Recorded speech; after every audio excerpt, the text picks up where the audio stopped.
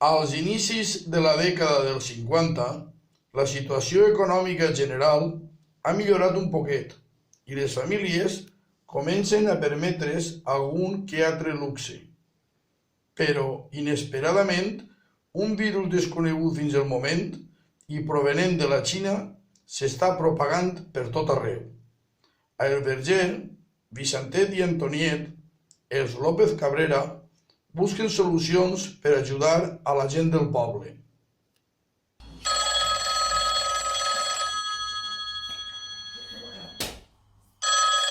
Dígame. Pare, sóc jo, Antoniet. Mira, Antoniet, què passa ara, fill meu? Pare, estic molt preocupat. El govern ha decretat l'estat d'alarma. Alarma? Pues jo no he sentit cap sirena. Sí, pare. El govern ha decretat que ens hem de quedar a casa tots confinats per la pandèmia. Ja sap, pare, el bitxet ese que ve de la Xina s'ha escampat per tot arreu. Redeu. Redeu en el bitxet. Ja la tenim altra volta. Altra volta? Sí, fill meu, sí, la història es repeteix. Mira, tu eres ben jovenet i no ho has conegut, però ara veurem. A l'any 19 tornarem si no mos espavilem, fill meu. A l'any 19? A l'any 19, sí, fill, a l'any 19. En plena Primera Guerra Mundial vam conèixer la coneguda gripe espanyola. I tu no la coneixes. I ara veurem com eixim d'esta. Per això li cride, pare. Perquè què farem? Què farem amb el cine i el teatre López Cabrera? El negoci de la cultura està molt fotut. No som essencials. Essencial és la xona pel pardal. Mira, Antoniet, el que hem de pensar és que tots fem falta en esta vida. La música, el cine, el teatre, tots fan falta, tots. Tota pedra fa mur. Sí, pare, però el negoci se'n va a pique. Tenim molts gastos als que fer front. I no podem obrir per a que vinga la clientela. Olvida't dels diners. Ara lo important és la salut. Per a què vols els diners si no tens salut? Ara el que tenim que fer és ajudar. Ajudar per a poder eixir d'esta.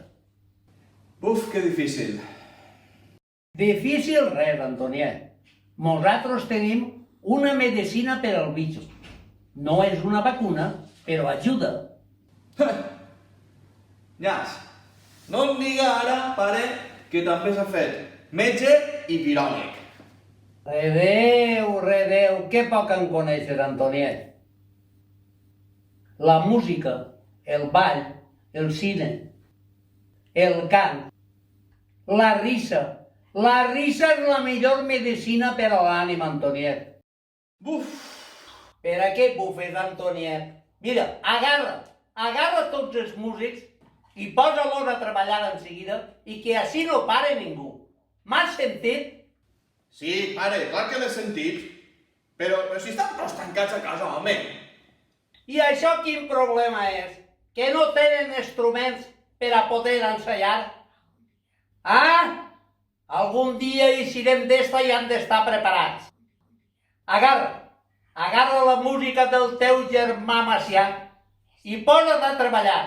Tu saps l'orgull que un pare escoltar el tango argentil d'Argel i les teues germanes Maria i Pura lo contentes que estaran de sentir el tango dedicat a elles?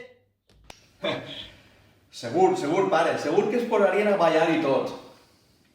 Ara sí que ja vas entrant en raó. Agarra els ballarins i ves preparant-los també. Ballarins i tot, pare? Però si no tenen la música? Si no tenen, que se la xiulen. Així no para ni Cristo. M'has sentit? I no t'olvides d'agarrar la donsaina. No t'olvides d'agarrar el tabal i la donsaina. M'has sentit? Veges tu. La història es repeteix. Tornem a l'any 19. La grip espanyola. On us haurem ensenyat alguna cosa, senyor? Lo que està clar és que este bitxo no podrà ni en la música ni en la cultura. I menys en els músics que he format jo. Antoniet ja volia escaquellar-se. D'això res. Estos els he preparat jo i són capaços de fer lo que faça falta. D'esta i xim. Una sacseja com esta servirà per a posar les coses al puesto. Mirarem cap al futur amb la lliçó ben apresa i sense oblidar el passat. Ningú sap on va si no sap d'on ve.